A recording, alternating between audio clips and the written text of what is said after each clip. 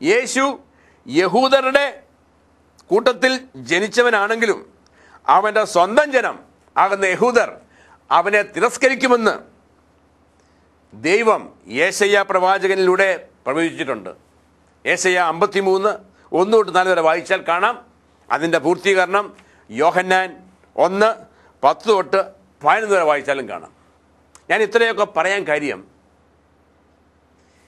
ദൈവത്തിൻ്റെ ഈ വചനം എത്ര കറക്റ്റായിട്ടാണ് യേശുവിനെ കുറിച്ച് പ്രവചിച്ചിരിക്കുന്നതും ആ പ്രവചിച്ച ഓരോ കാര്യവും അക്ഷരാർത്ഥത്തിൽ അത് നടന്നു കഴിഞ്ഞതായിട്ട് പുതിയ നിയമം രേഖപ്പെടുത്തിയിട്ടുമുണ്ട്. ദൈവത്തിൻ്റെ ക്രിസ്തു ഈ ലോകത്തിലേക്ക് രക്ഷകനായിട്ട് കടന്നു വരുമ്പോൾ അവൻ ദൈവത്തിൽ നിന്നുള്ളവനാണെന്ന് നമുക്ക് ഏറ്റവും വലിയ തെളിവ് അവനെക്കുറിച്ച് ദൈവത്തിൻ്റെ ആത്മാവ് ഇവിടെ പ്രവചിച്ചിരിക്കുകയാണ്. ആ പ്രവചിച്ചതെല്ലാം അതുപോലെ പൂർത്തീകരിച്ചിരിക്കുകയാണ്. നമ്മൾ സ്വാഭാവികമായിട്ടൊന്ന് ചിന്തിക്കാമെങ്കിൽ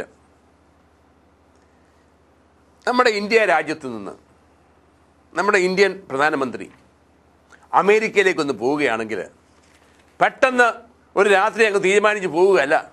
തീർച്ചയായിട്ടും മാസങ്ങൾ മുമ്പേ അമേരിക്കയിൽ അറിയിച്ചിരിക്കും, ഞാൻ ഇന്ന മാസം ഇന്ന തീയതിയിൽ വന്നിരിക്കും, ഒരു മുന്നറിയിപ്പ് കൊടുക്കും.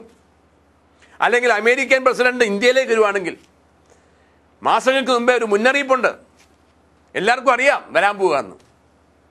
സാധാരണ മനുഷ്യരായ നമ്മളിത് ചെയ്യുമെങ്കിൽ എത്രയധികമായിട്ട് ദൈവം താൻ അയക്കുന്ന ഒരു രക്ഷകനെക്കുറിച്ച് മുന്നറിയിപ്പ് തരാതിരിക്കത്തില്ല. അതാണിത്. പഴയ നിയമം മുഴുവനും ദൈവം നേരിട്ട് മനുഷ്യരാശിയുടെ രക്ഷയ്ക്ക് വേണ്ടി അയക്കുവാൻ പോകുന്ന മിശിഹായെക്കുറിച്ച് രേഖപ്പെടുത്തിയത് മുഴുവനും ഇവിടെ ഉണ്ട്. അത് മുഴുവനും ഫുൾഫിൽ ചെയ്തിരിക്കുക. അതിനാൽ തന്നെ പ്രിയപ്പെട്ടവരെ, ഇപ്പോൾ എൻ്റെ വിഷയമല്ലെങ്കിലും നമ്മൾ ദൈവവചനം ശരിക്കും വായിച്ചിട്ടുണ്ടെങ്കിൽ ഈ വചനത്തിൽ പറഞ്ഞിട്ടുള്ള സകല കാര്യങ്ങളും നിറവേറിയിട്ടുണ്ട്. നിറവേറാത്ത ഒരു കാര്യം കൂടി ഉള്ളൂ. ഇത്രയെല്ലാം നിറവേറിയിട്ടുണ്ടെങ്കിൽ ഇനി ആ ഒരു കാര്യം കൂടി നിറവേറും. അതെന്താണ് നിറവേറാത്തെന്ന് ചോദിച്ചാൽ, അതും പഴയ നിയമം മുതലും പിന്നീട് യേശു വന്നതിന് ശേഷം യേശുവിൻ്റെ വായിൽ കൂടിയും യേശു സ്വർഗാരോഹണം ചെയ്തതിന് ശേഷം യേശുവിൻ്റെ ശിഷ്യന്മാരുടെ വായിൽ കൂടിയും പറഞ്ഞിട്ടുള്ള ഒരു കാര്യം ഇവിടെ രേഖപ്പെടുത്തിയിട്ടുണ്ട്.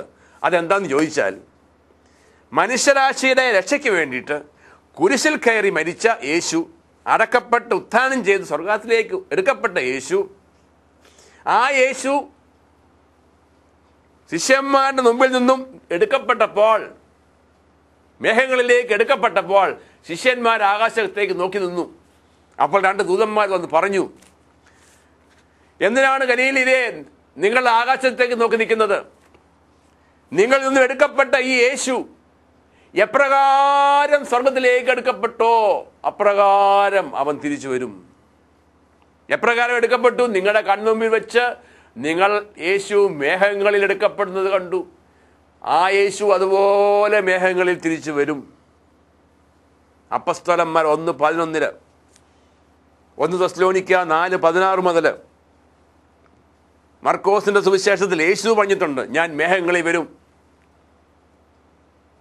ഇതെല്ലാം ശരിയായെങ്കിൽ തീർച്ചയായിട്ടും യേശു വരും. ആ യേശു വരാനുള്ള സമയമാകുമ്പോൾ പ്രത്യേകിച്ച് യേശു കുറച്ച് അടയാളങ്ങൾ കൊടുത്തിട്ടുണ്ട്. ഒരുപാട് അടയാളങ്ങളുണ്ട്. അതിലൊരു അടയാളം മാത്രം ഞാൻ പറയാം. മത്തായിയുടെ 24-ാം അധ്യായത്തിൽ ദൈവരാജ്യത്തിൻ്റെ ഈ സുവിശേഷം ലോകമെമ്പാടും പ്രസംഗിക്കപ്പെടും. അതിനുശേഷം അന്ത്യം വരും.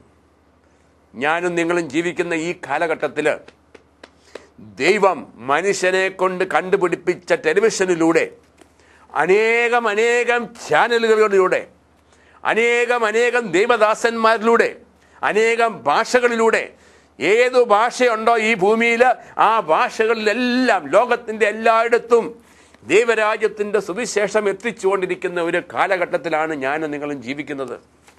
ഞാൻ ഇന്ന് നിങ്ങളുടെ മുമ്പിലേക്ക് ഞാൻ ഇന്ന് നിങ്ങളുടെ വീട്ടിലേക്ക് ഈ ടെലിവിഷനിലൂടെ കടന്നു വന്നിരിക്കുന്നത് ആക്സിഡൻ്റ് അല്ല. ഇത് ദൈവത്തിൻ്റെ പദ്ധതിയാണ്. ദൈവം തീരുമാനിച്ചു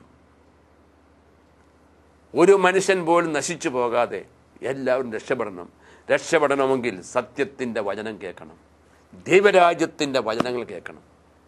അതുകൊണ്ട് പ്രിയപ്പെട്ടവരെ, തിരസ്കരിക്കരുതേ. നിങ്ങളുടെ രക്ഷയ്ക്ക് വേണ്ടിയിട്ട് ഇത് തിരസ്കരിക്കരുതേ. തുറന്ന മനസ്സോടുകൂടി കേൾക്കണമേ. യേശു വീണ്ടും വരും. അതേക്കുറിച്ച് തന്നെ ഒരു വിഷയമുണ്ട്. പക്ഷെ ഇപ്പോൾ തൽക്കാലം അതല്ല നമ്മുടെ വിഷയം. എന്തുകൊണ്ടാണ് യേശു വന്നത് എന്ന് നമ്മൾ മർക്കോസിൻ്റെ 10-ാം അധ്യായത്തിൽ 45-ാമത്തെ വചനമൊന്ന് വായിച്ചു നോക്കുന്നത് നല്ലതായിരിക്കും. മർക്കോസ് 10:45.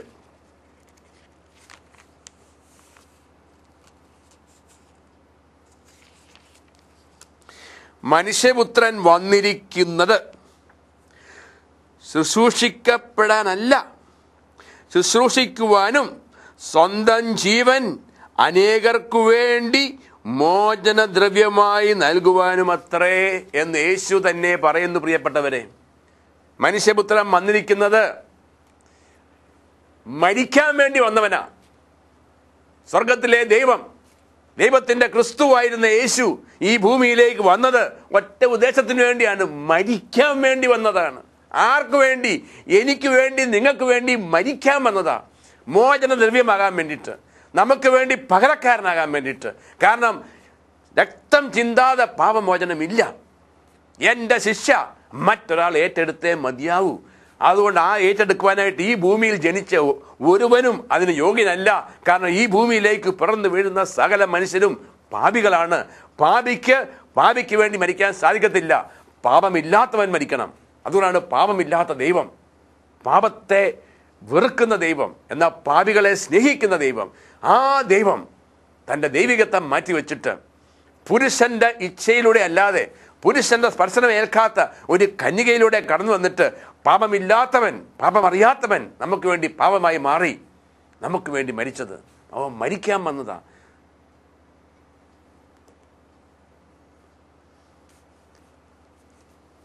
തിമോത്തിക്ക് ഇത് ലേഖനത്തിൽ നമ്മൾ വായിക്കുന്നുണ്ട്. എന്തുകൊണ്ട് യേശു വന്നു? പാപികളെ രക്ഷിക്കാൻ വേണ്ടിയാന്ന് പറയുന്നു. മർക്കോസിൻ്റെ 3-ാം അധ്യായത്തിൽ 13 തൊട്ട് 15 വരെ വായിച്ചാൽ നമ്മൾ കാണുന്നുണ്ട് യേശു എന്തിനാണ് വന്നത്? ശിഷ്യന്മാരെ വിളിക്കാൻ വന്നതാണ്.